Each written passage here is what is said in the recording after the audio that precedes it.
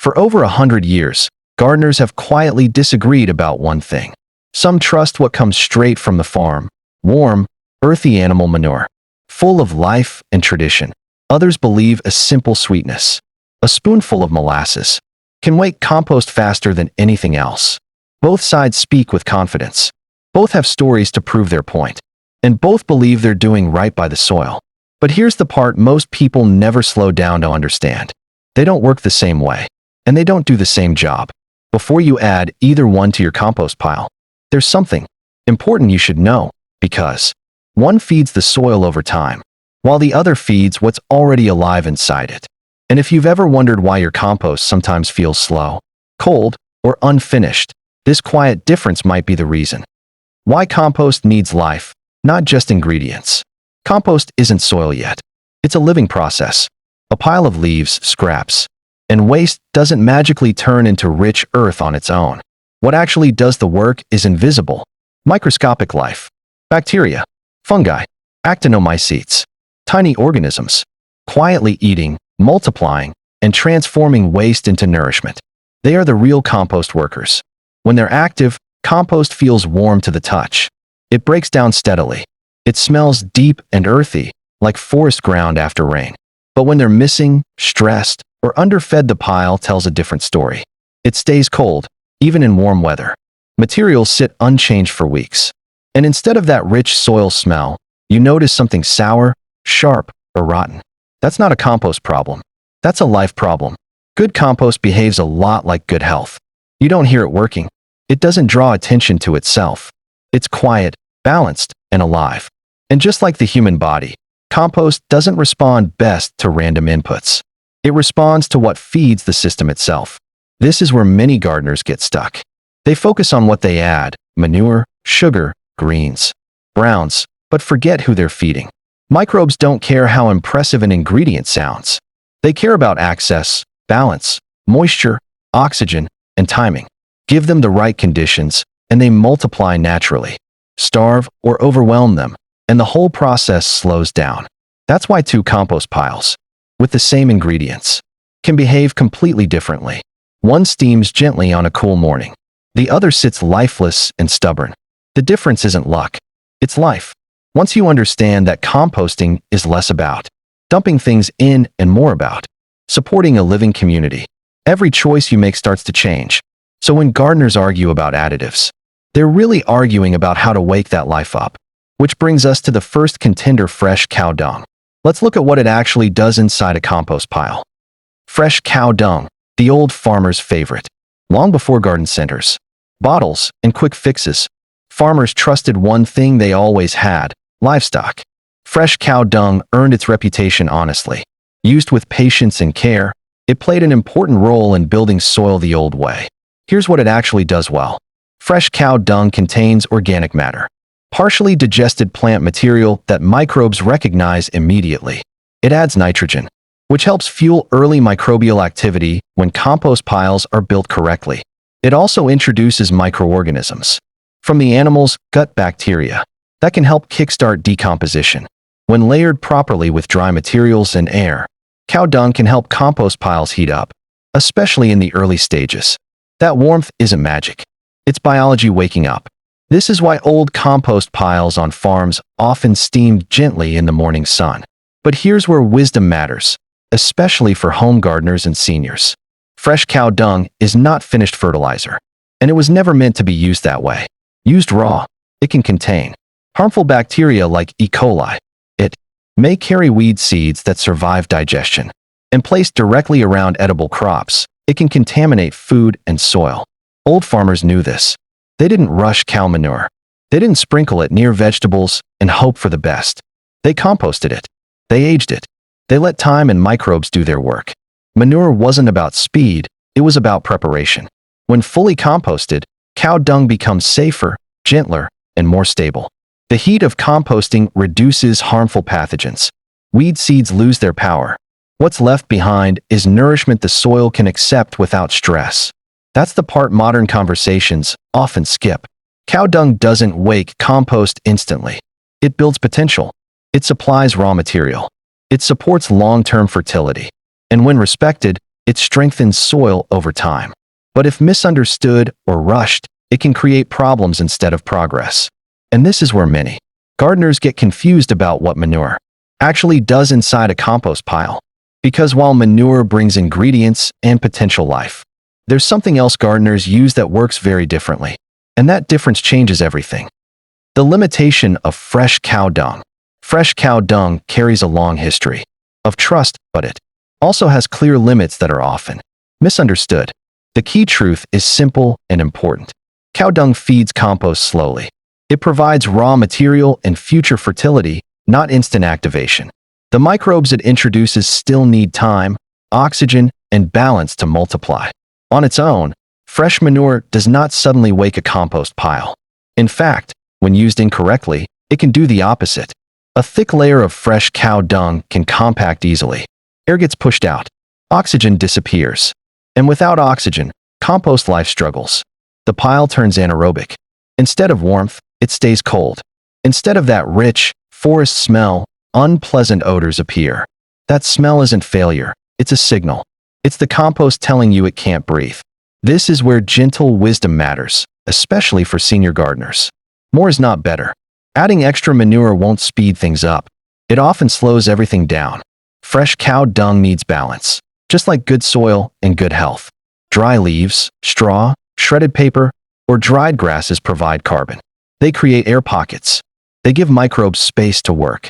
When manure is layered with these materials, decomposition stays active and steady. When it isn't, the process can stall for weeks. This is why experienced farmers never relied on manure alone. They mixed. They layered. They waited.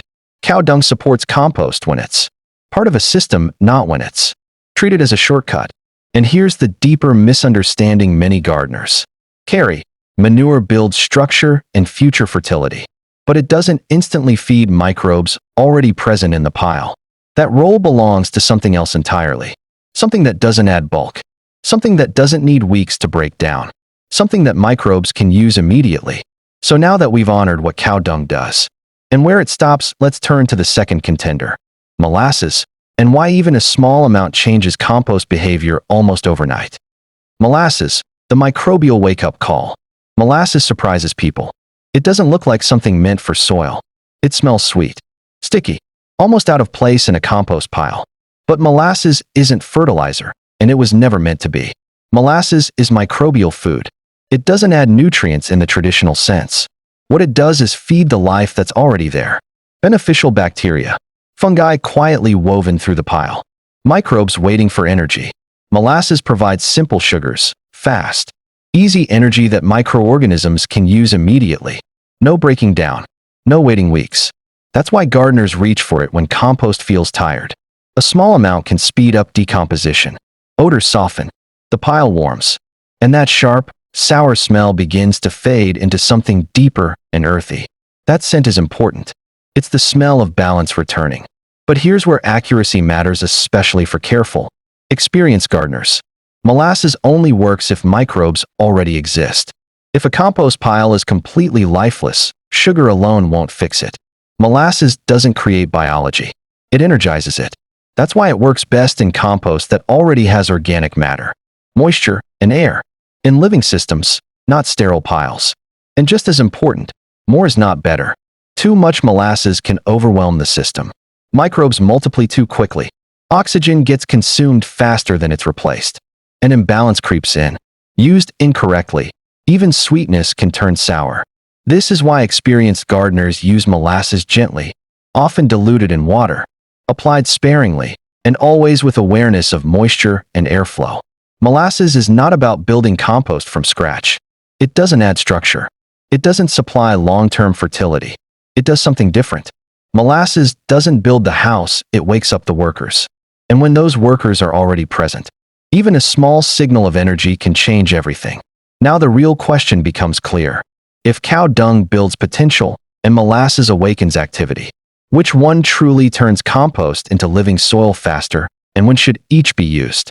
That's what we'll uncover next. The key difference most gardeners miss. This is where most compost conversations quietly miss the mark. No because gardeners are careless, but because two very different ideas get blended into one. Fresh cow dung and molasses are often placed on opposite sides, as if one must be right and the other wrong. But they aren't rivals. They serve different roles inside a living system. Cow dung is a source of life. It brings organic matter into the pile. It introduces microorganisms from the animal's gut. It carries nitrogen that supports long-term decomposition.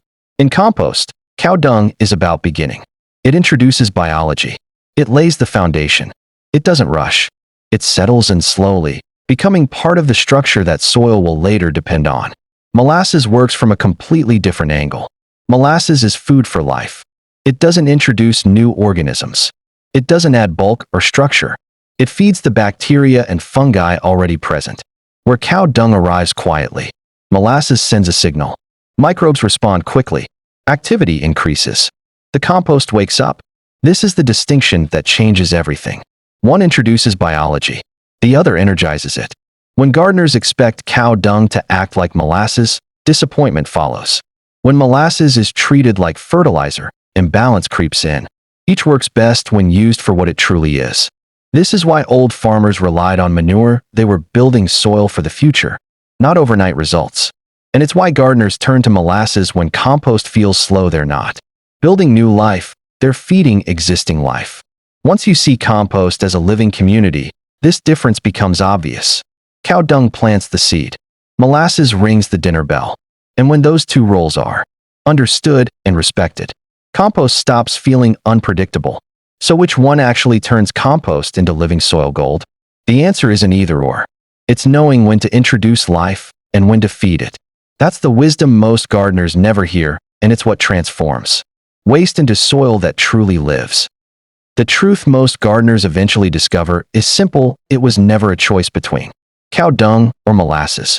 The strongest compost systems use both, just not in the way arguments usually suggest. Cow dung belongs in compost when it has been given time. Fully composted, broken down, mixed with carbon materials like dry leaves, straw, or shredded plant matter. At that stage, manure is no longer harsh or risky. It becomes stable, supportive, part of the soil's long-term strength. It builds structure. It improves texture. It adds depth that lasts beyond a single season. Molasses plays a different role. It isn't a base. It isn't a replacement for organic matter. It's an activator. Used sparingly, molasses gives microbes a gentle signal, a small boost of energy when compost needs waking up, when decomposition slows, when the pile feels quiet instead of alive. The key words here matter, especially for senior gardeners: small amounts, occasional use, and above all, patience. Molasses is not something you pour. It's something you introduce lightly, with awareness of moisture, airflow, and balance. And cow dung is not something you rush. It needs time to mature, cool, and transform. This balance reflects how nature has always worked. Nothing is forced. Nothing is hurried. Life unfolds in stages. Old gardeners understood this instinctively. They didn't chase speed. They paid attention. They watched temperature. They noticed smell. They adjusted gently instead of adding more. That wisdom still applies. The healthiest gardens were never forced. They were guided. When compost is treated as a living system, not a recipe, it becomes more forgiving, more reliable, and more rewarding. So the real answer isn't choosing sides. It's learning when to build life and when to feed it. That understanding turns scraps into soil, and soil into something richer than fertilizer. It becomes living soil gold, grown with care, patience, and respect for time. Our grandparents didn't chase quick results. They didn't measure success by how fast something happened. They measured it by how well it lasted. They listened to the soil. They watched the seasons. They noticed when the earth felt ready and when it didn't. They fed life. And then they waited. There was no rush to fix what wasn't broken. No panic when growth took time. Just quiet confidence that nature, when respected, would respond. This is the kind of wisdom that doesn't shout. It lingers. So for a moment, let the music soften. Let the visuals slow. Hands turning compost. Morning light on dark soil. Because compost, like life, doesn't need pressure to become good. It needs care and time. Now, we'd love to hear from you. Have you ever used manure in your compost? Have you tried molasses to wake things up? Or did you learn composting from someone who's no longer here? Maybe a parent, a grandparent, a neighbor who gardened without labels or instructions. If so, consider sharing that story below. Your comment doesn't need to be long. It doesn't need to be perfect. It might simply carry wisdom forward. From one pair of hands to another, good soil isn't rushed. Good compost isn't forced. And good gardens are built the same way good lives are patiently. If this story helped you see compost a little differently, take a moment to like the video. Share it with a fellow gardener who still believes in doing things the right way. And subscribe to the Evergreen Seniors, where old knowledge still grows strong, and the soil remembers who cared for it.